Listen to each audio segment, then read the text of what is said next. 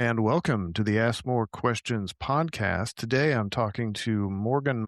Uh, so today we're going to talk about your deconstruction story. I don't know. I guess I like to go back to the beginning, like start from, because a lot of this stuff I find really starts in childhood. And I love how we're always dealing with childhood stuff like forever. Yeah, it's my favorite. Yeah, it's so wonderful. Uh, yeah, tell me a little bit about your upbringing, where you were raised, that kind of Sure. stuff. How many churches were in the town that you grew up in? Oh man. So I think a good way to frame this up is that my parents both attended like kind of a revival type service to go see Hmm. a singer that was in town. They were in Seattle, Washington. And they went to this church service, and my mom was raised Catholic. My dad was kind of raised nothing, Methodist, kind of nothing. Both were not really very interested in that, but they heard the gospel message, and both of them became born again. Right? That's the story. Is Wow. like Yeah. conversion together, and then from there it was like we are going to raise our family right. I'm trying to think if that. I think that was right before my older sister was born. So she and I were born in Seattle, and then my dad got a job in Salt Lake City, Utah, and moved us there. And then my younger brother was born there. So not only was I raised in um, a household where my parents were both brand new believers, super excited about what they were being taught. Also, I mean, pretty tender and uh, vulnerable to a particular way of believing within Christianity, but I was also raised in the 80s and 90s. So it's like if you're Hmm. thinking like purity culture, I Kiss Dating Goodbye, that kind of culture, Acquire the Fire, this type of thing. And also, I was a religious minority in Utah. So Yeah. tons of LDS Mormon friends, but was part of a non-denominational church. And it's so weird that, even though Salt Lake City is a big city, there still was this belief that our Christian church was like the right brand of Of course. Christianity. Of And so it course. was Yeah. also like, oh, those people over there that speak in tongues, like we don't hang out with them. Those people over there Hmm. that believe in infant baptism, those people over there that, use this version of the Bible. It was like always, it was very much like us versus them, not just with LDS folks, but with other Christian denominations too. It was very like, we're the Right. ones that have the right thing. So I was Yeah. raised in, going to church every Sunday, at least once, youth group, Awana. I was in Awana from Cubbies all the way up through whatever it is now, gray shirts when I was there, but Uh-huh. it's something different now, and got like the most awards of all the awards in Awana. That I Hmm. completed that and went to camps and all those things. So I was like in it and Yeah. super super on like fire for the Lord, and participated in as many like youth group outreach things and mission trips and all of that. So just to set the stage that it was like very I was very solidly planted in that belief system for sure. Yeah. Let the listener understand that Awana is a program for youth. Basically, it's just a kids program that goes through and only tells about the happy stories in the Bible. If only it's so I think Awana, the acronym of Awana is approved workmen are not ashamed. Yeah. So a huge part of this is like, how can you be bold about your faith? How can you be Hmm. so solidly prepared in scripture memorization, for example, that you are ready to go and preach the gospel to other people and make sure that you tell them about Jesus so they have a chance to escape hell. So it's like from the time you're tiny, tiny, tiny, because I think Yeah. Cubby starts maybe with 3 or 4 year olds. From the time that you're tiny, you are told that one of your jobs, one of your like primary directives is to make sure that you're not ashamed of what you believe because other people's eternity is at stake. Yeah. Did you, when you're with your upbringing, was it more on the Calvin side of things where you're No. worthless? No, nothing like I that. mean, No. yes, You but know. like Calvinism was kind of a dirty word. Um, Yeah, but there's still this influence that happens, yeah, right? Where Baptists aren't really Calvinist necessarily, but Mm, they're heavily influenced by that, by Calvinist doctrine. I mean, the true Calvinists that I meet, those guys are fire and brimstone and single-minded on one thing, and that's telling everybody else how bad they are. So, mhm, so it's interesting to see the influence of that, and even with Mormonism, like there's this teaching that they used to teach, but they don't teach anymore. That people of color was the mark of Cain. They got mhm, away from that. I'm glad, but I had heard stuff like that too growing up, and but it was just kind of in passing, like, oh, maybe that was it. I'm like, yeah, I don't know. That sounds mm, weird, but anyway. So you're in Salt Lake City, you're growing up, and that's a non-denominational church that mhm, you're going to at mhm. that point. Okay, Yep. and then at what age did you ask Jesus into your heart? I was 4, Oh, which was like a, wow. a big deal because all three of us kids were all 4 when we did it. So that was Oh, like, yeah. my parents served at the Salt Lake City Rescue Mission. So it was this program where um, men that were, on the street that were homeless were able to come in. They were required to sit through a service, basically a church service, and then they were allowed to go and have a meal, but they had to sit Mhm. through the service. And so Right. we would go with my parents and we would sit up there, and then they would have us do a special song, or we would, stand at the podium and share our testimony or share a verse. And, like, so, and that was like one of the things that I remember talking about a lot was like, I was 4 years old when I trusted Jesus as my savior, but I actually remember being that age and asking my dad, "What happens when we die?"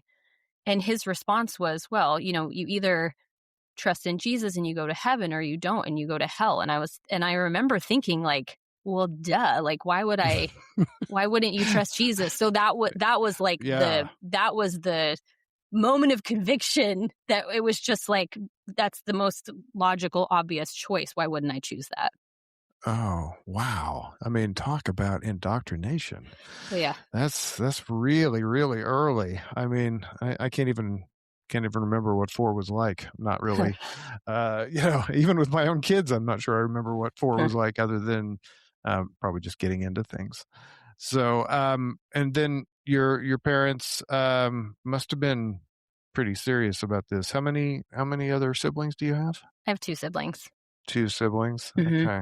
Okay. So, wow. So you're going along. I'm still blown away by the age. Mhm. So you're going along, and then I don't know what teenage years you're probably getting into, like you said, purity culture or stuff. Like for me, it was True Love Waits. I don't know Yep. if that means anything Mhm. to you. Josh McDowell, and went to some conferences and stuff like that, and then um, what did life look like for you then? Were you pretty gung ho? Did you read the Bible all the way through? Did you Hmm. carry a Bible in your back pocket like I Oh, for did? sure. Yeah. Uh, uh, I took my role of being ambassador of Christ very seriously. So a friend of mine and I started a Bible club at our high school, where we invited our friends to come to this Bible club that we were teaching at, and my youth mhm. pastor came and also helped facilitate that. But yeah, brought my Bible to school so I could talk with my LDS friends during lunch break. And Yeah, earlier junior high, there was like some rebelliousness there, and I think part of this was when your questions are not allowed, one of the options is to hide. So it's to hide yeah, your questions, it's to hide your wonderings or your doubts, it's to hide the like sensation that like something's not right here, something isn't making sense. You got to either hide it or you stuff it down and pretend that it doesn't exist. And so I mean I went through like a very mild rebellious stage for like a year, and yeah, then recommitted my life to Christ when I was like 16 on a missions trip. And then it was like I kissed dating goodbye. Like I didn't date anybody, and it was like if I'm going to date, it's because I'm testing to see if that's someone I'm going to marry, and all a lot of pressure, a lot of pressure on that. But I was like, yes, like youth group all the time, part of the leadership team at youth group and music and Bible studies and all of that. I was like a full on in. And then I went to a Bible college for 4 years after I got out of high school. So I'm not really totally sure what I wanted to do with my life, but Mm-hmm. I'd considered, missionary work or something like that. But the school that I went to also was deeply patriarchal in that women were absolutely not allowed to take any like hermeneutics classes. So any Mm. classes that taught you anything about, preaching or teaching or leading were not allowed unless they were in the context of child education. So Yeah. I was really, really pigeonholed into this role of, these gifts that you have can be used in a certain context, but not beyond that. But not beyond that. Not Unless beyond you're a that. dude. Unless you're a guy. Yeah, Um, yep. well, what was it like to go to a school that I'm sure since you were in Salt Lake City, like you said, you had all sorts of LDS friends. I mean, did you? And since they were probably actually friends, they weren't like contingent upon your belief. You didn't have that shared, other than maybe Jesus. What was that like? Did you guys get into any kind of debates or at least discussions about your differences? Always. And I was Yeah. reading well, I mean, I think it's like dependent too on what the personality of the friend was. So some friends like, no, we just hung out and we bonded over like we Yeah. were in the same musicals together or same classes or Yeah. whatever. And then there were some kids who were just as passionate about their faith as I was about mine. And so I would read all the books about Mormonism so that I could try and poke holes in their arguments and be like, what about Uh-huh. these things? But I did a lot of like bartering with them where I would trade, you come to youth group with me and I'll go with you to talk with your Mormon missionary. So there was Yeah. a lot of this like, you do this and I'll do that. And so Yeah. I know a lot about Mormonism as a result of that. But I don't, it doesn't feel like a lot of it was combative. Mhm. It feels like we were really trying to represent our respective faiths well, from a Yeah. place of like genuine love and concern for the other person. Well, that's good. I mean, I would hate that you would, it would just make for a very terrible school experience if you're, getting into holy war debates, with your friends, sitting at lunch or something like that. Like, Hmm. "No, you're wrong, and here's why you're wrong." Um, so, so your church ministry was like 12 years long? Yeah, after I got out of Bible college, my husband and I got married, and then we were serving in a church, leading music, leading worship. Mhm. And then, in addition to that, I was helping lead Bible studies, ladies' Bible studies, of course, and then had started having children. And so, yeah, really just very integrated in my faith community for sure. Yeah, that's cool. What, uh, what, what was like a women's Bible study? What did it look like for you?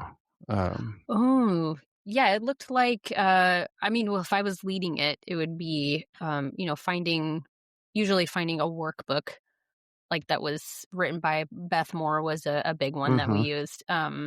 So meeting once a week and making sure you do your homework in between and leading that and talking about scripture and how we can apply biblical principles to our relationships and our lives and still, checking in with each other about making sure you're keeping sin in check and how and I think a lot of it too was like uh I need something outside of like motherhood Yeah. that I Yeah.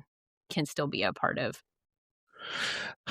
It's difficult though whenever you're in church because you have this singular thing that unites you together, which is your faith, right? And Hmm. then, if you're a parent, then usually your children become part of that. And then I think it's difficult, now being out of it, uh, just how little I shared maybe of myself, like who I am, what do I like, outside of belief or or the shared experiences, and maybe perhaps that's why whenever I left, that a lot of those relationships, I would say all, Hmm. there might be like a fraction of a relationship, maybe, but it's a big question mark with that one. But for the Hmm. most part, almost all of those relationships just disintegrated because you know we didn't have anything in common anymore. But that's okay. Like I have friends that we don't share that at all, and we have other interests, so, and I ask you about the ladies group because I would attend some men's groups, and those are interesting, and I've thought about those since Hmm. leaving, and about how fucked up they were Hmm. because some of the things that were discussed might have made sense biblically, but they didn't make sense from a reality standpoint. Won't go into that too much, but just there were just topics, particularly with related to sex and married Hmm. couples, and I was just like, man, these guys have some messed up ideas about about that. I, you know, Um, that's, I think that's a really great way to like kind of start to talk about what, why I ended up leaving.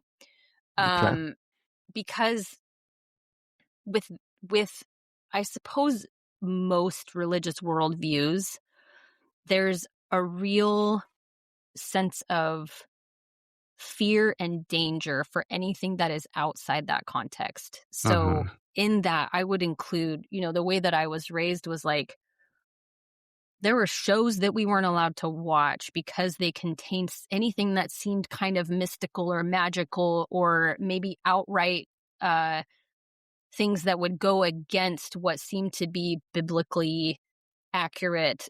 And some of the things that would be included in that would be like therapy from a secular therapist. That would be, like making sure that you're not getting anywhere near anything like yoga or meditation, or it was like all of these things were like completely off limits, super Mhm. dangerous. You got to stay a million miles away from that. And when my daughter was diagnosed, she was 3 years old. So I was 28, and she was diagnosed with a rare genetic terminal condition. Mm. And I, several years after her diagnosis, I hit like a major mental health crisis where I started having panic attacks. And I was like, I don't know what this is. Yeah. And if I had still had, like, oh man, I was thinking about this today. Like, I remember being in high school and having a friend who now, like in hindsight, I was like, oh my gosh, she was having a panic attack. But it Yeah. was viewed as like some type of like demonic interference, or like not a possession necessarily, but like that was such a fear all the time that like you can't leave yourself open to any kind of like demonic influence. Mhm. And so now, like, here I am now as an adult facing this diagnosis for my child, having a panic attack and being like, I don't have the tools in my current worldview to meet me where my needs are at. Yeah. Like, I can't, this isn't a, a situation where I just need to pray harder, go to Bible study more, read my Bible more, and have more faith. Like, I pretty much had like maxed out those things. And I was like, Yeah. what else is there? Because this feels terrible. This is really Mhm. bad. And there's obviously like some things happening in my body and in my mind that I don't understand what's going on here, and that I'm not addressing in a healthy way. So Yeah. that was like one of the first, I think, like major kind of like a doorstop shoved in there where it was Yeah. like just like cracked it open just enough for me to be like, okay, what am I not seeing here? Like what else can I add to my repertoire of tools outside of what has been given me within this very narrow worldview to deal with this grief and fear and anxiety and worry and all of these things surrounding my daughter's Well, diagnosis and illness. it kind of goes back to what you said earlier about how you might have had questions, but you weren't allowed Hmm. to ask them, and so you just kind of shove them away. And I think everyone that I've talked to, it's like it's so funny. Like if you talk to somebody who's still a believer, still really rock solid in it, they'll say, "Oh, you know." What led you to come, what led you to leave or whatever. And the reality of it is it's not a singular Hmm. event ever. it's Hmm. it's always this stack of things that happens. If I were to look back, I'd be like, if I'm being perfectly honest, this has probably been a lifelong thing. Mm. But sometimes you have these questions and you shove them away because you're like, well, that kind of doesn't make sense to me, but maybe I just don't understand the answer, and so I need to dig a little bit more. I need to do some more research, right? And you know, a pretty good one might be like, well, why did God flood the whole Mm. world? What about the innocent people like babies and kids that really didn't have a chance to do anything? And you're like, oh, that doesn't make sense. But I guess the world was evil, so I'll Mm. just Hmm. you know. Hmm. And then you think, man, how evil were they compared to? I mean, I read some stuff this week about a very, very bizarre situation involving a guy and a deer. And that's about all I'm going to say because Mm. just go online, search for guy and deer. And he was having relations. Anyway, I and mean, I could have guessed. and I was like, wow, that's messed up. That guy needs. It sounds like I think he really needs some help because that is not what I would call normal necessarily. But this seems evil, it seems very wrong. And I'm like, what were they doing back then? But you just shove it away, Mm. you're just like, well, I don't understand, but at some point I'll get this all figured out. And it sounds like that's kind of related, but at the same time, it's not just that you have doubt or you have unanswered questions. You're also having a physical reaction that is going to inhibit your ability to make to really find a clear path out, Yeah. right? Yeah. And I think Ugh. that's like in my experience talking with a lot of people and understanding my own my own situation more clearly too. It's like many of those questions and these like that doesn't really make sense. Like they can be set aside in service of the life that is in front of you that you have to live. They can be Mhm. set aside in service of your belonging to a community. It doesn't really cause a lot of cognitive dissonance Yeah. until you bump up against something like a health scare or someone that you Yeah. love dies or there's some inciting event that basically says or makes you think the world is not the way that I thought it was Mhm. or the way that I'm doing things, I can't continue to do them this way. So it's like this, you're kind of shoved into this really introspective place.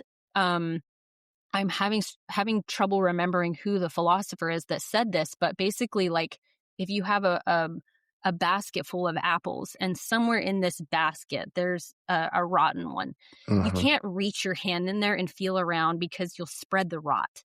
What you actually have Yeah. to do is you have to tip the basket completely out, and then you have to pick up each apple one by one and inspect it very carefully, and then decide if it can go back in the basket. And Mhm. that's what I feel like a lot of these like quote unquote inciting events do is it knocks these baskets over and we start to ask these questions like what do I believe about God? What do I believe about other people? What do I believe about the nature of the universe? What do I believe about sin?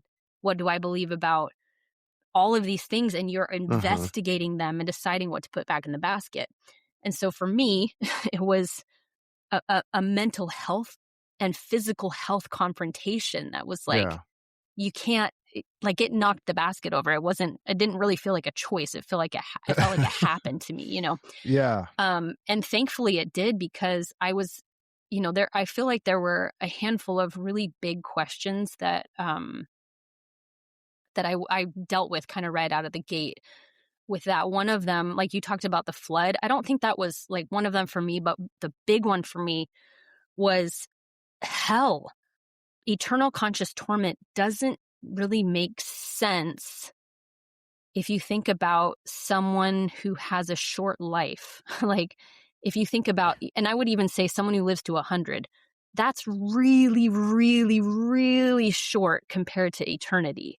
So the Right. punishment doesn't fit the crime. Like, that does not sound like a just God to me. That doesn't make any sense. And Right. I was, Yeah. I was talking with a pastor friend of mine, and I've, to his credit, he said, within Christianity at large, there's like 4 different perspectives on hell. And I was like, what? Like, I was only ever told one, and I was told Yeah. that was the right one. And so I'm Yeah. like, there's 4.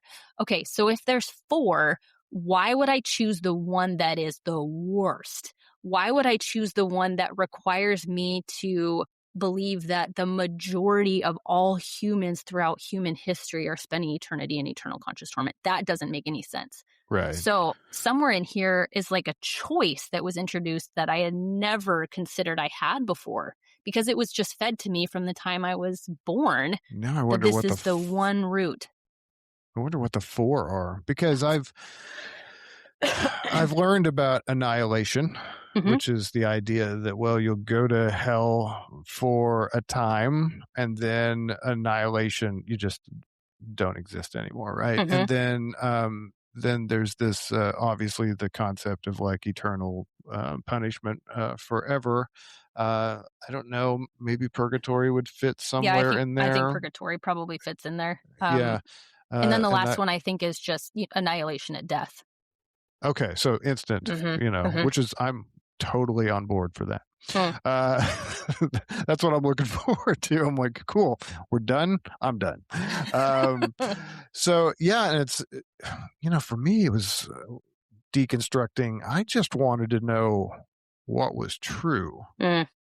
And it's kind of hard to figure out what is true when everybody has a different opinion, which then leads me to more questions like, well, so how do I determine which one is true if everybody has a different opinion?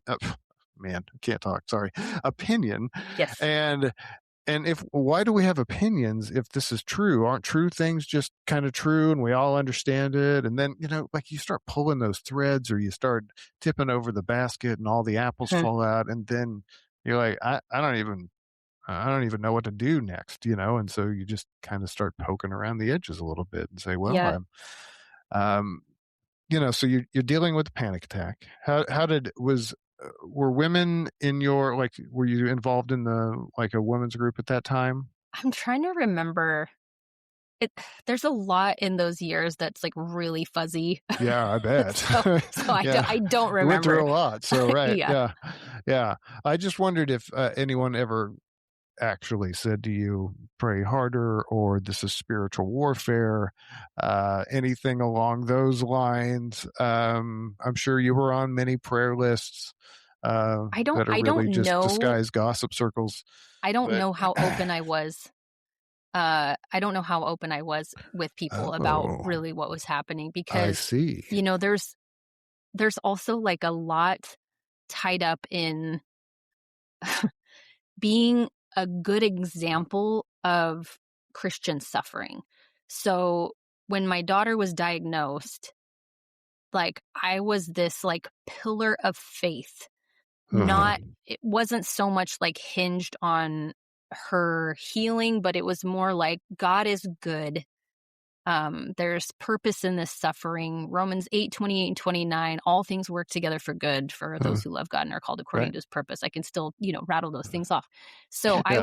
was like this shining example, I think, of what it means to be someone who is faithful even through intense suffering.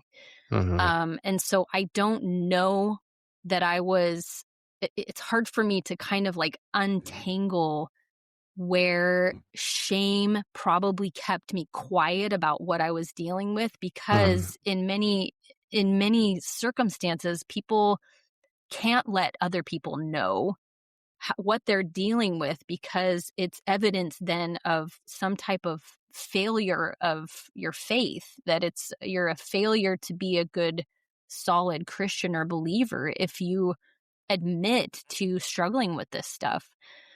And Hmm. from there, I started to really investigate. I wouldn't label it this at that time, but like really wanting to understand the brain and the nervous system. Okay. So, eventually, I became so interested in that I went to school. So my college education the first time around was strictly religious, Mm-hmm. and that my none of my credits at that school were able to be accounted anywhere else. So I started None? as no, not at all. So I Wow. started at square one at my community college, and Uh-huh. I started taking genetics and biology. I started taking Mm-hmm. psychology classes, developmental psychology, abnormal psychology, and then I'm just about in my final term of my last year at Okay. a university I transferred to with my major in psychology and my minor in neuroscience. Uh-huh. And what I think is so fascinating about what we're talking about with this, like this, I wouldn't say it's like a compulsion to find the truth, but because when you're raised in this environment, you're taught from a very young age that the truth is accessible if you have enough faith and if you're smart enough to see it when you see it. It's like it Mm-hmm. reminds me of like my salvation story of my dad telling me, well, here are the facts. You either believe in Jesus and you go to heaven, or you don't and you go to hell. Like, those were the quote unquote facts that were presented to me. And so, like a good scientist, I was like, here's the evidence. I will make this choice to believe in Jesus then. And Yeah. the more that I've studied psychology with like a sprinkling of philosophy in there, the more I see how many uh, uh, huge assumptions are made within religion. So, for example, not only was I raised with this fundamental evangelical lens, but also young Earth, literal 6-day creation, God rested on the seventh day. Like, so all of the evidence that you see, you have to view it through the lens of creationism, and then you'll be able to like see it correctly, which is completely opposite to like how the scientific method works, right? Right. You start with the conclusion and then work your way back. Yes. Yes. And then So make the pieces fit and discard anything that doesn't yes, fit and be like, see, told you. that's not science, and Yeah. that's not It's how not anything science. works. Like, Yeah. even learning about bias and implicit and explicit bias Oh. that we have in our the way that our brains love shortcuts, like all of this really matters in how I think now about faith and religion. But the way that I was taught was like this. Creationists love this illustration of, if you're walking on a beach and you came across a watch, you would assume that there's a watchmaker because you can Sure. see the design of it and all this stuff. And actually, like, I mean, that's not a bad premise to say, if I see something that has order and it looks like it's been put together by somebody, I might be able to assume that there is a watchmaker. Uh-huh. But what happens, and what I see over and over and over again in these types of arguments, is that they're like, this is evidence for a watchmaker, and this is what the watchmaker's like. And there is like a mountain of assumptions between Right. the evidence and the conclusion about what that person or force or whatever is Mm-hmm. like. And that is where I think, to be intellectually honest, you have to say, I have to evaluate how you get from the premise of an intelligent design into what that intelligent designer is like. You have to ask those Mm. questions. Yeah. And when I do that, I don't keep coming up with evidence for the Christian God. I just don't. Yeah. I watch whenever I was going through that, because I went through a similar thing where I watched my dad, who was a faithful servant in the church, was a deacon, all this kind of stuff, was really, really adhered to Christian principles, and I would say was a Christian all the way to his death. He got Alzheimer's, and Hmm. then like I really questioned a lot of things. I'm like, I don't understand. Like, you've got someone that serves you, and then I needed answers, and I kept asking, like, I got to the point where I'm like, I need you to show up. And then you're like, well, I don't hear anything. So I guess I'm going Hmm. to have to go out on my own. And then you end up I found many Christian debate, like YouTube ended up being kind of the portal to, and you should be skeptical about YouTube things because you still need to check their sources and references and things of that nature. But yeah, I found that there was a mountain of of um, of discussions that weren't happening Hmm. between these two, like you were describing. You've got one over here, one over there, and then like what's in between. Hmm. And then you start, like I already knew about cognitive biases a little bit. I thought that was interesting. And then like logical fallacies, those are really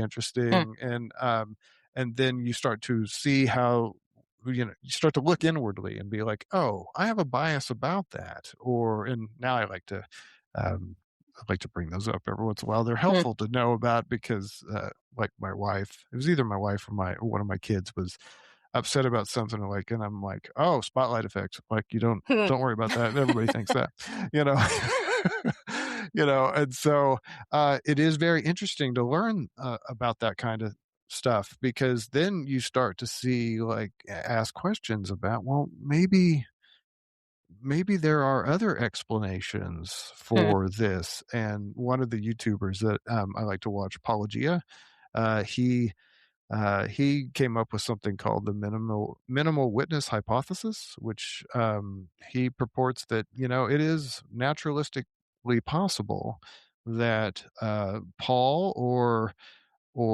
Peter, if they were real.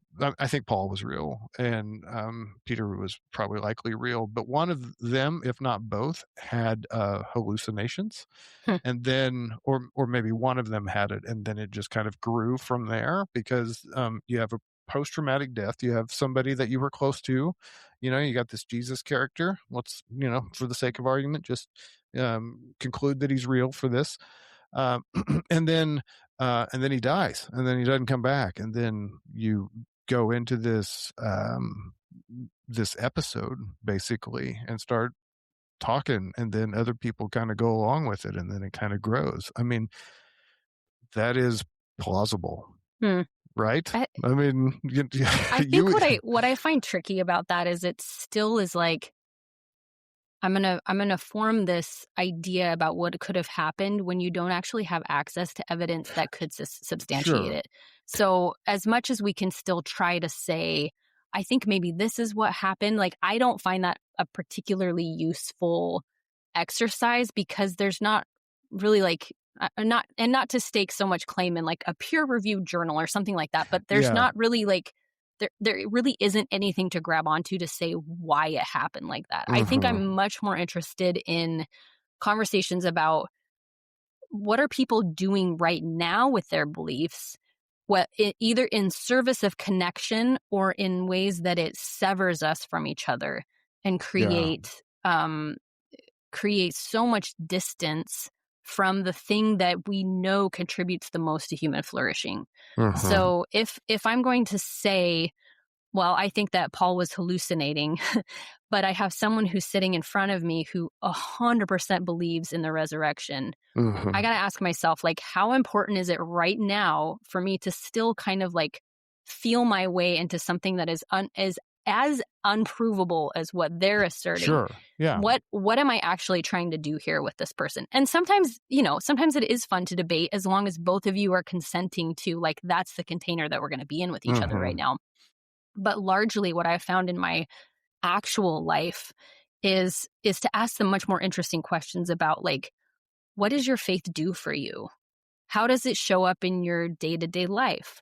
What hmm, ways does it actually create friction with people that you love?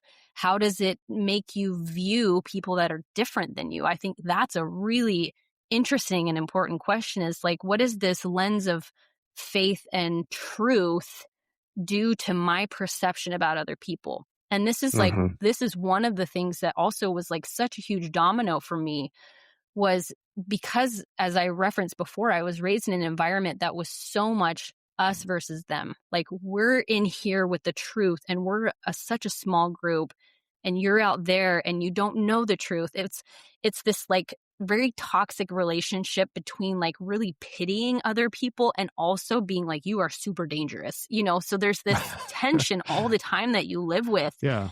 And getting to a point now where I see that we all have the same basic wiring, and that there are some like shortcuts that we all take just by virtue of being human and the ways that our nervous systems work, that help me view other people with a much more empathetic and compassionate lens, and help me Mhm. let's just like peel off that top layer of like Mhm. you're this and I'm this, and be like, what at a human core level, what are we needing here in these Yeah. moments? And I think that's a really, really interesting way to think about faith. And maybe that's why I don't talk about that too much on my own platforms, is because as much as and what, obviously, like I got on here with you because I like talking about Yeah. these things and wrestling with them. And sometimes they can just be like such a barrier to connection with other people. I found that when I was in my faith, like why Yeah. this longing that I had to like really be with other people, and couldn't, because I always felt like they were a potential project for me to try and save them. Like what a relief not to view anybody like that anymore. Oh, yeah, I know. I would go on walks with guys at work, and I was still a believer.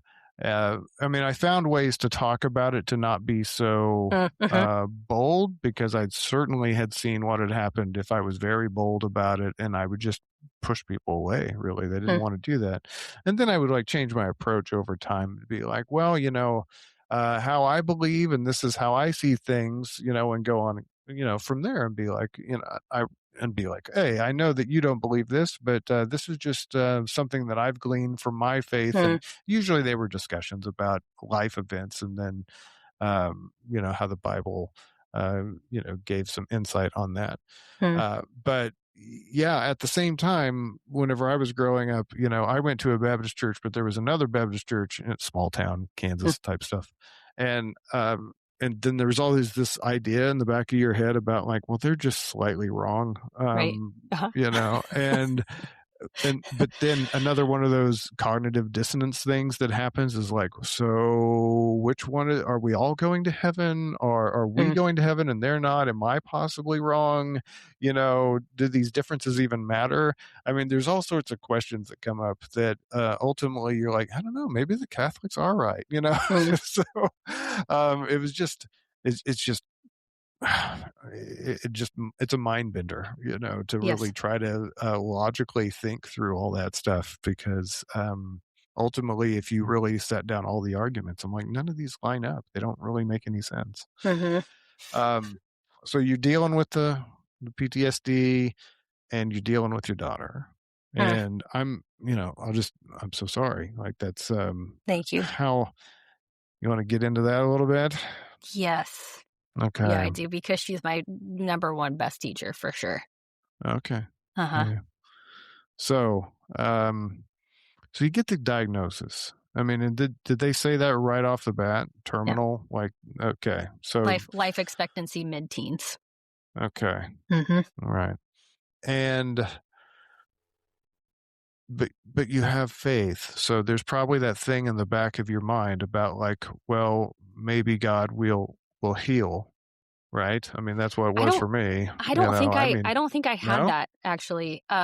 No, and I don't know why. I don't know why, but the day that she was diagnosed, this is such a weird thing for a genetic counselor to say. But we got her diagnosis. We drove out to the hospital. We're meeting with the geneticist who's telling us like this is what the disease is. Mm-hmm. And I said, because I was a very good evangelical, I said, I believe that God is good, and that like that we're going to be okay, and there's a plan for all of this. And the genetic counselor said, uh, I don't know how you could believe in a good God who allows children to suffer. And I was like, holy shit. Like, what? Okay, Wow. number one, Yeah. you Nailed are it. very, very bad at your job. And number two, like, why would, on the worst day of a parent's life, why would you Yeah. poke at their faith? There's Like probably, I the mean, time and place, right? Time and really, place. really, really And bad bedside manner for sure. yeah. But I didn't have, I don't remember anyway, having a real solid hope that God would heal her. And I don't know how much of that was because they told us right out of the gate, like treatments for this, the trials and the clinical trials and the research for this is like in the dark ages. So you're Mhm. likely not going to see any practical medical interventions for her. I might have just at that moment taken the first step towards acceptance that this was happening to her. Right. Um and it I think for me it became more about how do I make her life full of love and as much peace and connection as possible. How do I do that? Mhm. And that became really like the focus, not so much on like um I don't know, that she would somehow like physically be okay. Um Yeah. I think that's awesome though, because that acceptance, sometimes we want to hold on to hope so much mhm, that we skip over the reality part. And then because of that, we're so busy trying to maybe find what, if I just find that path that gets me to this thing getting resolved, then everything will be better. Whenever you've got an expert who's probably seen this, or similar things a few times. That's probably why he made that statement, because he's mhm, probably like, I've seen this before, and people said the same thing, and he's probably at the end of his rope, mhm, But it's to say I'm just going to focus on love and and making things comfortable. I mhm. like that, and Yeah. I'm glad you chose that path, So, I don't know how uh, much I chose it. And I will say at the risk of sounding like very zen about it all, I was not. Like that was like a moment of, and okay. so for the next 11 years from, she was diagnosed at 3 and then she died when she was 14. So for the 11 years of Uh-huh. caregiving and watching her, it was a degenerative disease. And so like watching Mm, her over time lose skills, there were repeated moments of acceptance for every mhm. new reality that came down the pike, every new normal. There was a Yeah. shifting and acceptance of that, and also like along the way, like a ton of resistance. And this isn't fair, and why her, and why me, and this is the worst thing ever. So Mhm. it's the both and. But I do remember specifically. This was after I would say probably well yeah, again, like the timeline, it's so hard to pull that all apart. But at some point after, major mental health crisis for me, um, I remember sitting on her bedroom floor and really feeling like, why is this happening? I don't Mhm. like this. Why her? Why me? And this shouldn't be happening. And it was like this switch flipped in my mind where it was like, going from this shouldn't have happened or this shouldn't be happening to it is happening. Mhm. And that maybe it sounds like that's not a big shift, but like if we think about it in terms of like being in a state of resistance to reality and then shifting into an acceptance of like this is happening. There's this story that is accredited to the Buddha, which is if someone is struck with an arrow, they feel the physical pain of the arrow striking them. And then we are struck with a second arrow that is very painful, that is our evaluation of the fairness or whatever of the first arrow, right? So Uh-huh. the goal within a lot of like the Buddhist teachings is to address the second arrow. How do I Huh. just be present with the pain of the reality of my child having this incurable degenerative disease that she will die from this? How do I sit with that reality and the pain of that reality without also then layering on this suffering of it shouldn't be like this, the suffering of resistance to what is. Yeah. And I think that's a really beautiful way for us to move from a place that sometimes faith can like almost like catapult us out of reality. Like in technical terms, that would be called spiritual bypassing. But it's like this way for us to be like, God has a plan. It's like elevates us out of like the sadness and the Yeah. heartache and the grief of it. Or like, Mhm. after she died, people would be like, she's healed now and she's running now and all this stuff. And it's just a way to be like, zoom, like elevate her out of my grief. And I do Mhm. not subscribe to that way of living life because it doesn't let you sit with what is. It just continually takes you into this place of like, there may not really be very much support for believing that. Like, I don't have any concrete evidence that says she's completely healed now and she's like Yeah. running with Jesus. Like, I don't have any evidence of that. What I do have evidence of is my sadness that I miss her Mhm. and my yearning for her physical presence. And I still have all the lessons that she taught me. And I have this body that lives in this existence that feels grief and loss and the stress on the brain of trying to figure out where this person is that's not Mhm. here anymore. It's Right. I just don't like to be a part of anything anymore that tries to take me out of my very human, tangible existence right now in this reality. Yeah. Like, I'm here for it. I would also argue from my experience that Western culture is terrible at grief. Oh, Just the absolutely worst. The terrible. worst. You know, like you and I were talking earlier, but like whenever my mom died and I came to work and one of the my coworkers that I was close to, she was like, I got to tell you, she was like, these guys have no idea what they're doing whenever it comes. They were like, should we get a card? Should we not get a card? Do we Mm, all sign? I ended up with 2 cards actually. So, and it was funny in retrospect because they didn't know. They mm, were a little younger and they had never really, been around, grief, and death and like, cause I came to work, I was a little bit of a mess, for a mm, while. And, yeah.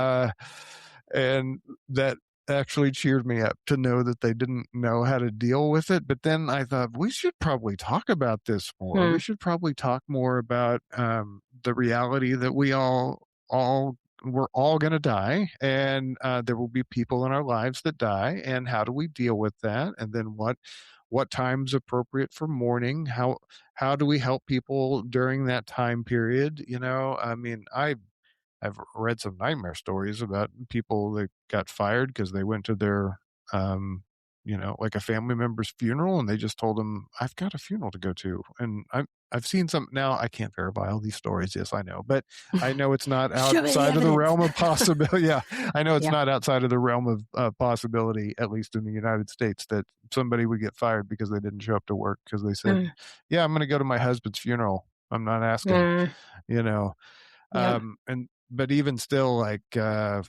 policies for how long you can take off to.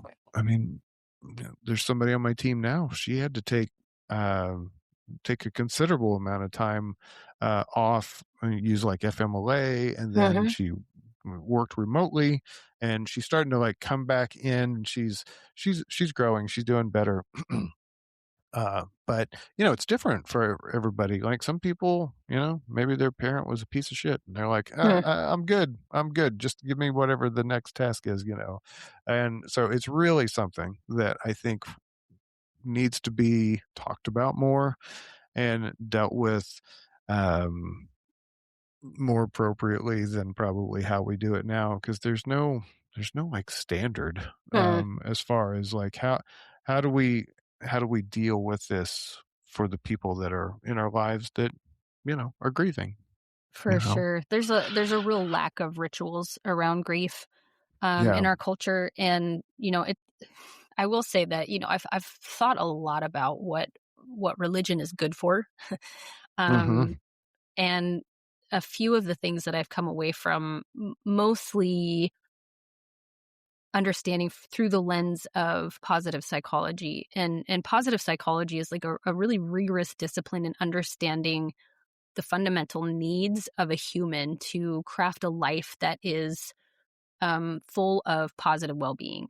So, Mhm. not happiness per se, but like a real sense of connectedness and purpose and connection with other people, or a sense of being part of something bigger than yourself, self-expression, autonomy, choice. There's a lot of components to what would be considered a good life within that realm.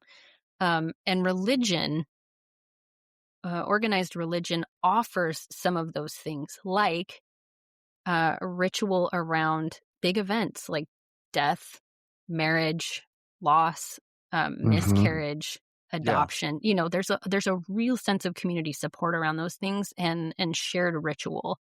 Yeah. Um, Religion is really good at corporate emotional events. So, like corporate singing, like it's I'm sorry that made me laugh when I thought about it because it just instantly made sense. Corporate emotional events. I'm like, yeah, yeah, yes, weddings, like that is. funerals, Yes, all and that it's kind of and it's stuff. also, not this is not from like a woo-woo perspective at all, but like some of the things that help regulate a nervous system are singing together. Like Mhm. if you're part of a church community that does this on a weekly basis, like that's really good for nervous system regulation. It just is.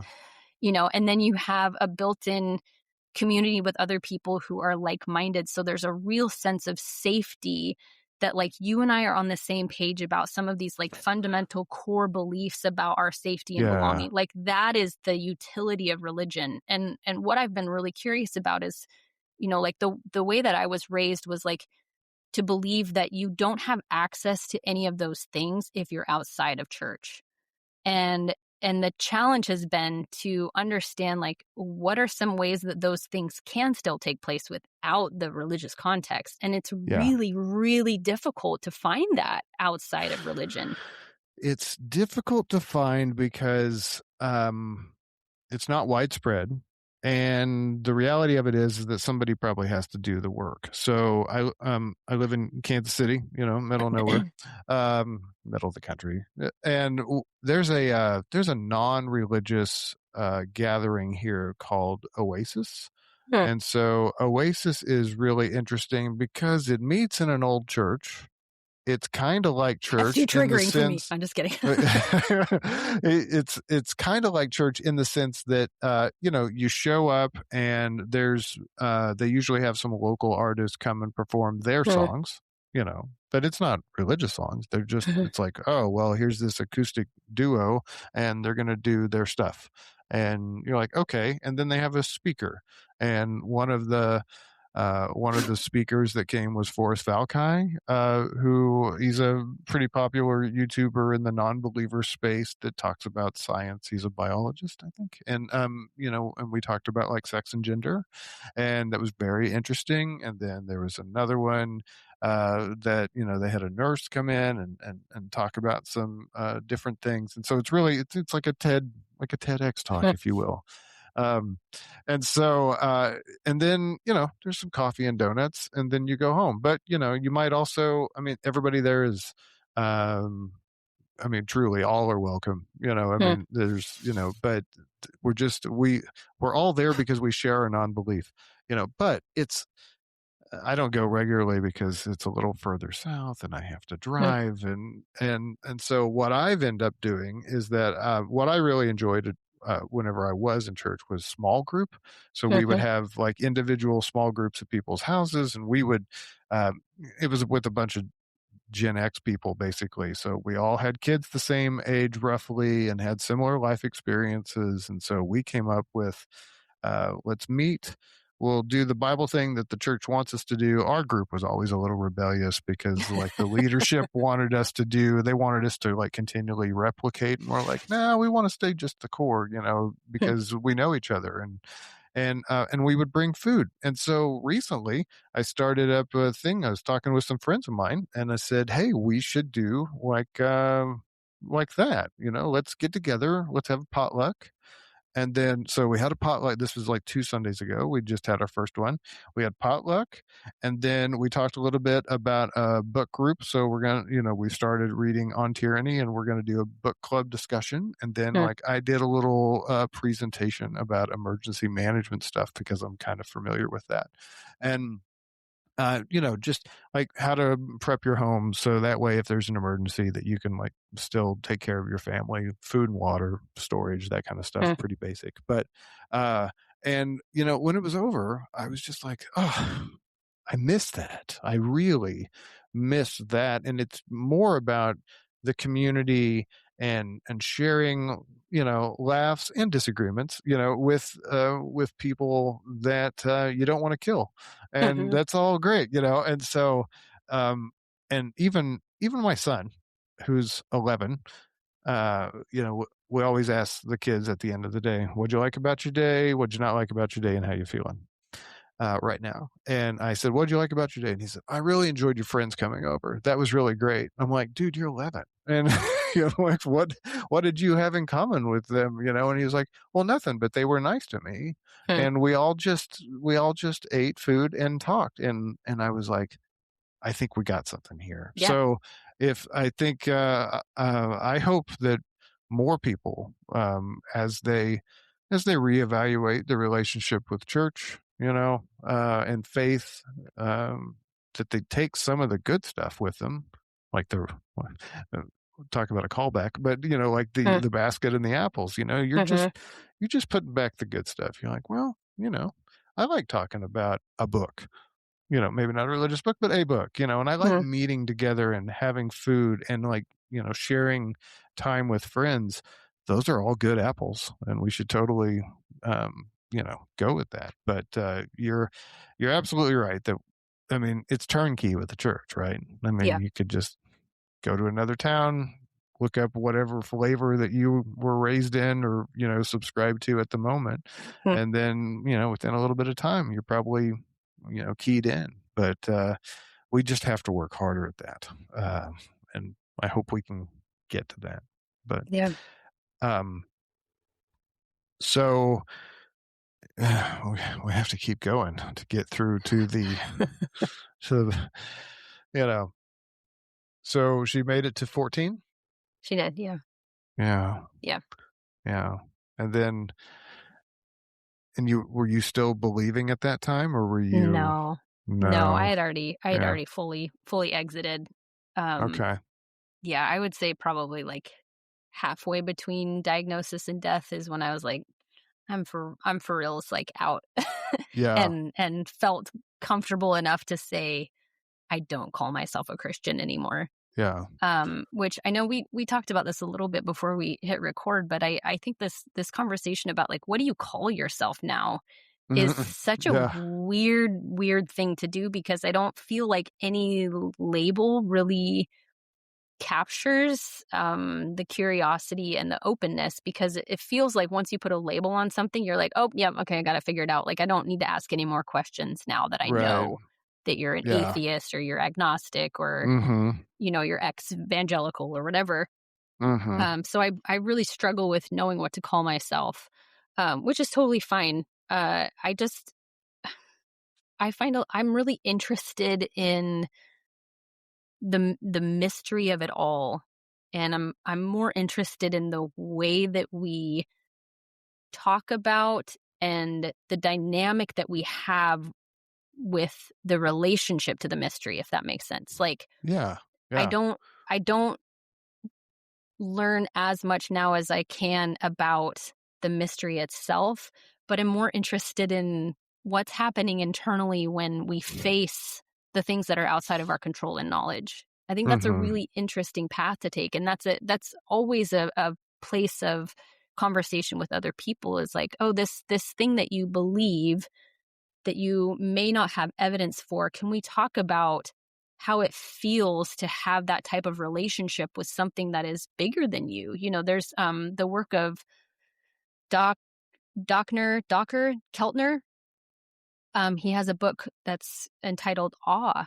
And this is like, I would say one of the other components that I have found is kind of like baked into that's a perfect way to talk about it. The turnkey metaphor of Mhm. the church that's kind of baked into that is this that the constant reflection on a relationship that we have with something bigger than ourselves. That's a Mhm. really important part of being human too, that is unique as far as I can tell to humans, that we have a perception, an ability to perceive things that are outside of our immediate awareness. That it's really important to put ourselves in places where we feel tiny. When we feel that we're at the edge of what we can uh, immediately perceive with our five senses, that there's something out there beyond that. And what I find so fun about neuroscience is understanding how we come to those conclusions. Like our Mm-hmm. brains our brains are this fatty, squishy organ that are stuck in this black box of our skull. Our brains don't have any connection to the outside world except through our senses. And Yeah. so everything that our brain gets is all electrical and chemical. It's not Mm-hmm. a real connection to what's real. Our Right. brains make up so much and try and put together a cohesive picture of what's happening. And I Mm-hmm. think that's like such an interesting and fun place to explore. What is consciousness then?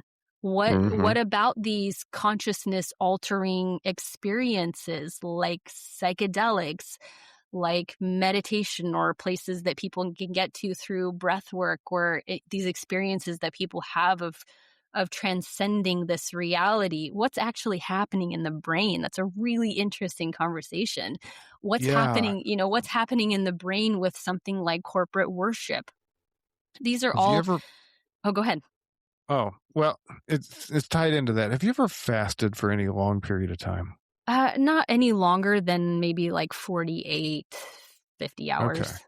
Okay. Yeah. So I think I got past 48. I think I got into the 72-hour range Mm. once, and I was high as a kite because your body switches from burning glucose for fuel Our to brains love ketones. ketones. Our brains Yeah. love ketones. So do our hearts, by the and way. But and I was just in a crazy mood. I was just like, man, I feel great, Mhm. I mean, I only broke the fast because I was bored. I was just like, kind of want to just do something with my hands and mouth, but Mhm. I was still a believer then, and it certainly one of those little things that gets you to thinking about, Mhm. like, well, wait a minute, the Bible talks about fasting and like really long fast, and like, how did those people feel? And I mean, like, well, you could probably see God if you fasted long enough. You could Mm. probably be God at that point. And so it makes you wonder about the body connection with the mind, and Yes. then the ideas that kind of can just come up out of that. And yeah, if you get into like psychedelics, and so I've I've tried mushrooms, and I live in Missouri. We have marijuana here. Mhm. And, the mushrooms, I never got to like a psychedelic experience, but I've had an experience to where it shut off any window of depression for like Mm. 2 to 3 months. And I was like, well, that's interesting. Mhm. So there's all sorts of little things that I find to be interesting that is part of physiology, Yep. that we're trying to make a kind of spiritual connection that maybe doesn't exist. Yeah, Or maybe I don't know. I Like, think that's a it is really interesting to ponder. I think that's a really interesting pathway to explore, because back to like what I was talking about with my relationship to quote unquote God now is really a relationship to the mystery of it. So Hmm. in some instances where someone would say this is a spiritual experience, I'm trying to look under the microscope and be like, what contributes to someone saying this is a spiritual experience? Like, what are Hmm. the line items that say if it hits these like five markers, then I then therefore categorize it as a spiritual or mystical experience? There's Oh, okay. there's a couple of really interesting things along with like brain stimulation and psychedelics that I'll take a little tangent trail for just a second, if you don't mind. Sure. I went to Absolutely. this presentation at the Oregon Museum of Science and Industry, and there was a man there who was talking about what can happen with psychedelics is that you actually have synaptogenesis. So your neurons communicate with their neighboring neurons through synapses. So they're these like dingly danglers that hang off the ends of the Hmm. axon, and they send across neurotransmitters, and then they're picked up by the dendrites on the adjoining um, neuron. And what they found with psychedelics is that there's this like window of opportunity after psychedelic use where these neurons there's like an explosive growth of these synapses. So Mm-hmm. neuroplasticity, which is so exciting, is like, huge in childhood. You're wide open to making all sorts of really interesting connections. Right. Yeah. And as we get older, we're not as flexible, neurologically as flexible, Mm-hmm. but neuroplasticity exists the rest of our lives. So with psychedelics, what they found is that it creates like an intense experience of neuroplasticity where there's a lot of opportunity after psychedelic use to be able to like integrate new ways of thinking. Uh-huh. And I was just listening to a podcast today about transcranial magnetic stimulation, TMS, Okay. Yeah. which is like it's an electrical stimulation to very pinpoint spots in the brain that can contribute to things like rumination, anxiety, OCD, depression. And they're Mm-hmm. able to like stimulate these neurons that then can help create new pathways, new neural pathways. So like it's Mm-hmm. this kind of stuff that I think is so Yeah. interesting that makes me feel so glad to be out of religion where those things were like off limits within the particular religion that I was. So not to say that Yeah. like there aren't neuroscientists that are also Christians. Like I'm not saying that, Sure. but for me, like it took exiting that realm to be able to like have a more critical lens and scientific way of looking at life. Yeah. I have a friend that TMS probably saved his life. Mm, Honestly, he was so depressed. Like nothing worked. And then finally, um, that came up as an option, and that's awesome. he's functioning well Yeah. Well, and these if he days. had And gotten labeled as like under demonic oppression, he yeah. never, you know what I mean? Like this is what I'm saying when like religion becomes really detrimental to people, Mm-hmm. when these things that are not spiritual are accredited to some type of spiritual force, and then it creates a Right. barrier between people getting what they need to be able to live a healthy life. See, but for That's me, what as you actually learn makes me really more, mad about religion. yeah, for me, as you learn more about that stuff, then you start viewing the stories that you read about a little Yes. differently. You're Yes. like, oh, demonic possession, or maybe, I mean, there is, I Maybe have to look at the verse. schizophrenia. Yeah, but I mean, there is a verse where there was some commotion. It's been a while since I've read it, but some commotion, and that even Jesus's own mother said, "Well, they think you're crazy or Mm, whatever." Something along the. I'm totally butchering that, but I'm like, okay, well, why? hmm. you know, makes you wonder. Yeah. And so there's all sorts of things that whenever you start learning more about the body and the mind, that you start looking at things that you were raised with, and thinking, huh.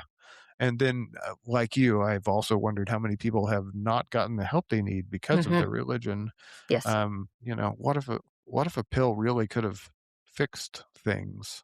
Um, and instead you just kept suffering Yeah. because it was shunned, Yeah. and And that that the breaks my heart. suffering is compounded um because it is mired in shame. Like the reason you're suffering is because you don't have enough faith or you're not trying hard enough. That also Yeah, then is like a barrier to access of care. yeah. How did you deal with your daughter's death? Whenever, Hmm. I mean, since you exited halfway through, you had plenty of time Hmm. to you know get past that. How did you grieve? The grief was there was a long runway of it because there was over a Yeah. decade of like anticipatory grief. Mm-hmm. Um, so the grief of losing a child under those circumstances, I would, I feel like I could say pretty confidently is different than a parent who loses their child very suddenly and quickly and unexpectedly. It's Mm-hmm. a different flavor for sure. Yeah. And not to say that it's like it's not easier. It's not, it's not the Bummer Olympics. I don't have the gold medal or the silver medal or It's just whatever. different. It's Yeah. just different. But for me, so much of the grief in the anticipation of it was it showed up as a lot of like hypervigilance and wondering when it was going to happen. And, Mm, I would be privy to other families whose children were dying. And I would be like, how old were they? That was like the first question. How yeah. old were they? Because I was trying to always like calculate in my mind, like, how much more time do I have with her? Mhm. But there isn't, there's no, there's no prescription for it that says like on this day at this time, she's going to die. So a lot of it was just a lot of waiting Yeah. and wondering when it's going to be and how is it going to go and what is it going to be like. And unfortunately, I think because of the lack of grief literacy that we have in our culture, there also is a lack of appropriate and needed honesty about what's coming. So I would have really loved to have someone tell me really practically what it was like Mhm. for someone to die. Yeah. Um, as much as I don't want to look at those things, it was happening. And so I wanted Yeah. to, it's almost like being like knowing that there's something behind you that's like scaring the shit out of you and being brave enough to turn around and actually look at it for what it Yeah. is. And that's kind of how it felt when I was anticipating her death was like, okay, I'm going to turn around and look at this thing in the face. And like, I really want to understand, what is this going to look like? As Yeah. hard as it is, I'm going to like make plans now, 5 years ahead of her death for what we're going to do with her remains. Like, what are we going to do with her body? Are we going to do Mhm. cremation? Are we going to do Mm. burial? Like these types of like questions that I was able to sit with and ask for a long time. And anyways, It's all right. I've marked okay. it. So Yeah. So the grief looked like a mixture of practical work and looking at the mhm. realities of her decline and her death and attending to my human body. So finding places of practice and ritual and attunement to how I was doing, and giving myself Mhm. space to feel whatever I was feeling, to scream in my car or be really mad or sit on Mhm. the bathroom floor and sob for an hour. It was this a great learning to give myself permission to feel exactly what I was feeling. And that's Yeah. not something that's really allowed within religion. And so I feel like it was like this double whammy of learning where it was a learning that everybody's going to have to do at some point of how to lose someone that you love.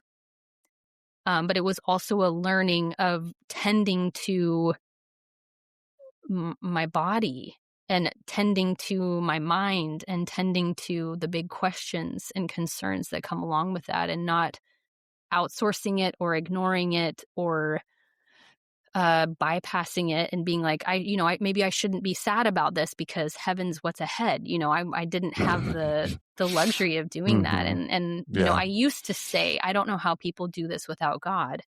Yeah. I've And seen that a lot. yep, I don't know how people do life without God. And I'm like, yep, well, I just wake up and do it. But yeah, yes, yeah, same thing. Death. Yeah, I've certainly heard that before. So, yes. And, did you feel on, that way at one point? oh yeah, for sure. Yeah. And Yeah. I think that's one of the benefits of having been in it for so long is like I get it. Like I Mhm. really do. I really understand the well-meaning comments and the ways that people try to comfort and offer support that aren't necessarily super helpful and the ways of thinking about death and grief and loss through that lens. Um so it's really interesting to have like halfway through exited because I have almost like the Mhm. before and after of how I dealt Right. with it. Yeah. And what I can say is that before and after didn't really look any different in terms of like practically what needed to happen. Yeah. Regardless of whether or not I had a relationship with God or was reading my Bible, like I still had to make doctor's appointments and Mhm. change her and bathe her and feed her through her tube, Mhm. all those things still had to happen. Yeah. And it really became about what is the relationship that I have to myself and my own grief, in this, when I'm not able to like outsource it, I guess, to push it to the future that is not really knowable. It's like Yeah. I'm in it right now with her. Are you watching The Pit by chance? No. No? Oh, Is okay. that a hospital show? Yeah. Okay. Yeah. So, I heard someone on Threads say that people were saying that the Pit is the spiritual successor to ER, but that was Okay. incorrect. This particular person said that the Pit is the spiritual successor to the West Wing, and I totally Huh. understood what they meant because of the topics that they talk about. Just the reality of life, it's like the ER or the ED is, kind of it's almost like a side story in a lot of ways. But Hmm. one thing that they've dealt with, because they've got a cancer patient, for the last couple of episodes, and they have a death doula, and Hmm. I'm like, wow. Interesting. Let's bring this into the conversation. Let's talk about, because a death doula is different than hospice. Mm-hmm. Hospice is just like, here's the technical things, and and to help you out with medicine and some of the more administrative aspects of end of life care. But the death doula discussion I find interesting, and I'm like, we should have more of those to Mm, help people. It's like it's almost like a concierge for your emotions while you're dealing with that. It's like, yeah, I could have used that. You know, um, yes. Yeah. and yeah, that's just a plug. I'm not paid by HBO to say that, but although I if mean, they you want should to, be hit a sponsorship up for this podcast. yeah. Yeah, I But 100% agree with you. Like it's part of the lack of the grief literacy in our culture. I am a hospice volunteer, uh huh. so I do volunteer with my local hospital and hospice program, and thankfully, there is attention to the spiritual and psychosocial emotional needs of these hospice Hmm. patients, and it is not robust enough. It's the funding follows the things that are lucrative, and so it's hard to have programs like this when people aren't getting paid. Hmm. But I will say that, like, I really believe that the more conversations that we have openly about our own mortality now, the more prepared we are for death. So, Annie's death wasn't just about Annie's death. It was about how I feel about my own mortality. Hmm. Like, I have this person that I have the privilege of taking care of every day, who is this living example of how short life is. Whether you get Hmm. 14 years or you get 94, it is short. And if now I can ask the questions about, what does a good life mean to me? What does Yeah. it mean for me to be wholly myself? What does it mean to explore all the dark nooks and crannies of my own story, um, to bring those into the light, to live an integrated life, to live a life on purpose, the less I think afraid we are of the very natural thing that happens to all of us, which is death. Yeah. But it's like, when we live in fear of asking those questions of ourselves is when we can really struggle with our own mortality, for sure. Hmm. I love that. I hope that that happens. We need to have these conversations more. As I think we tend to shy away from it because we're afraid of what other people will think because it sounds morbid, and Hmm. yet at the same time, it's gonna happen. I mean, I can't escape this trap, this Yes. mortal coil. It's definitely going to happen. Yes. So let's talk about it, and then, like you said, other discussions about, like, oh, do I want to be buried or cremated? Or, do I want to have a party? Doesn't matter since I won't Mm. be there. There's all even things, simple things, administrative things like wills and Yep. things of that nature that really isn't that hard to do. I mean, just go online and print it off and, go down to your UPS store and have them notarize it for you. Mm, I mean, that's at a bare minimum, that would be probably good enough. yeah. Um, but we're not real good at that. So, So, you some know, of it too is just like I don't really know the questions to ask. I took a death and dying class last year, and for one of my projects in there, I created a card deck, a conversation deck called Before You Go, and yeah, it has a lot of questions in there, and it's meant to either, I mean, you can do them yourself, or you can do them with the people that you love, or that are in positions of needing to make decisions for you at end of life. So there are questions in there about what means would you go to in order to sustain your life? Like what would that look like? Do right. you, and having definitions on there, like what exactly is palliative care? What is hospice care? What is life support? What is organ donation? Answering these questions, because I do think that one of the reasons people don't talk about this stuff is because they're like, I don't even know what to ask. That was like one of the challenges with Annie was like, if someone is not telling me what questions to ask, I don't know where to go with these like nebulous thoughts that I have about. It's just like this Hmm. big, like scary thing in front of me. And it's like when we kind of pull it out of there with good questions, and we can start to ask ourselves these questions about like, yeah, what kinds of things do I want for my final days? Are there any relationships that I would like to be reconnected or solved or have some type of resolution for before I die? And the interesting thing about so many of these questions is then you're like, why are you waiting? If one of the things is like, oh, Yeah, I want to be connected again with my estranged sibling or parent, like, why aren't you taking steps like right now then yeah. to do that? And that's why I think there's so much like power in facing our own mortality, is because it is such a clarifying way to think about how I'm spending my days right now. Because I don't know Hmm. if I'm going to, go out the door next week and get hit by a bus and that's it. Like, so why am I spending my days like doing things that don't bring me joy, that don't bring more connection, that, like, what am I Yeah, doing with my life if like it's so short? Like, and that's not to say, yeah, quit your crappy job and just do these things, right. because we still have very real, Responsibilities and yes, things. Yeah, responsibilities and needs and yeah. people that rely on us. But it does help answer these questions of, like, my time is short. My time is Hmm. short. So what do I want to be doing with my time, really?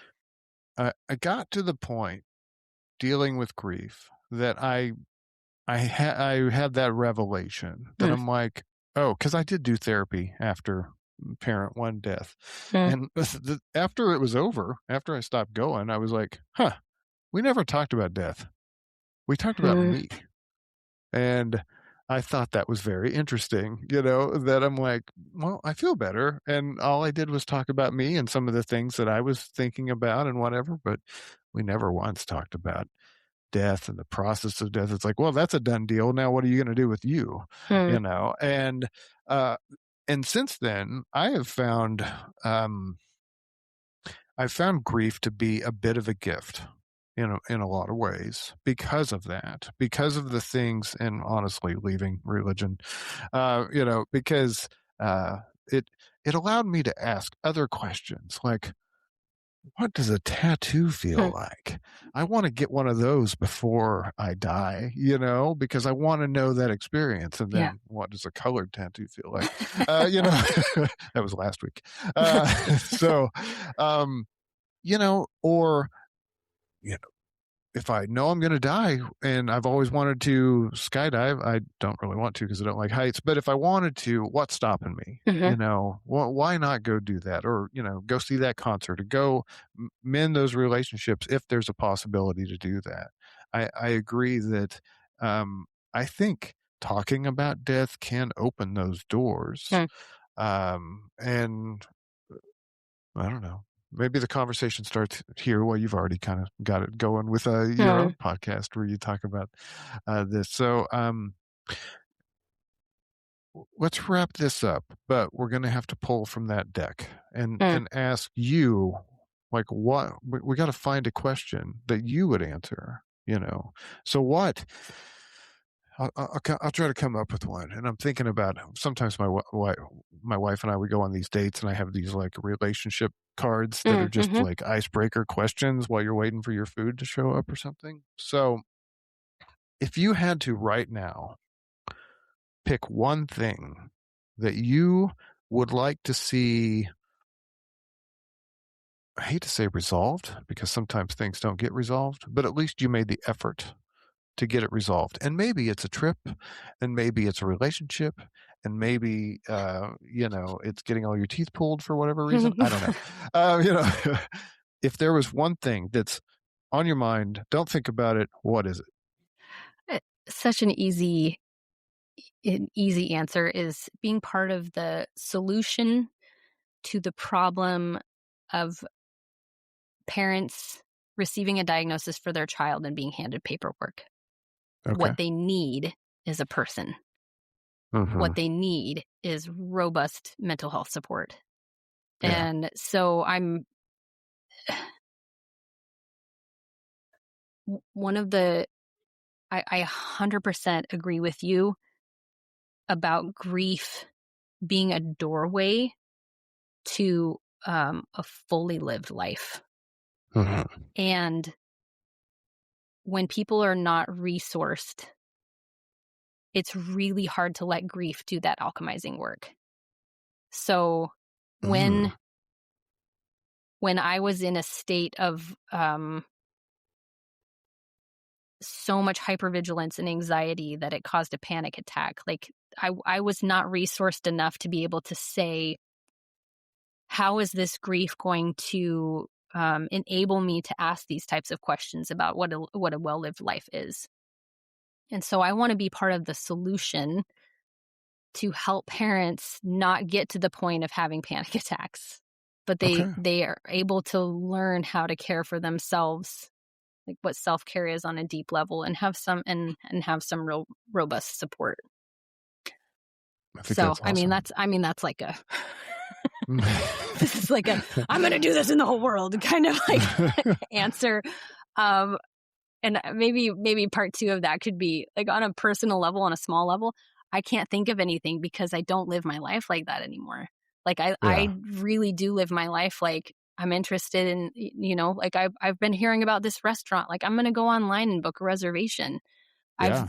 This trip, I'm going to start making plans to make that happen. Like that's how I live my life now because of Annie. Yeah. That's awesome. Mm-hmm. I think I'm going to end with a quote. Maybe you've heard it. Mm. Glennon Doyle Melton. Have you heard her quote about grief? Yeah. Can I say it? Yes, please. If I can get through it, because sometimes it just makes me go all blubbery.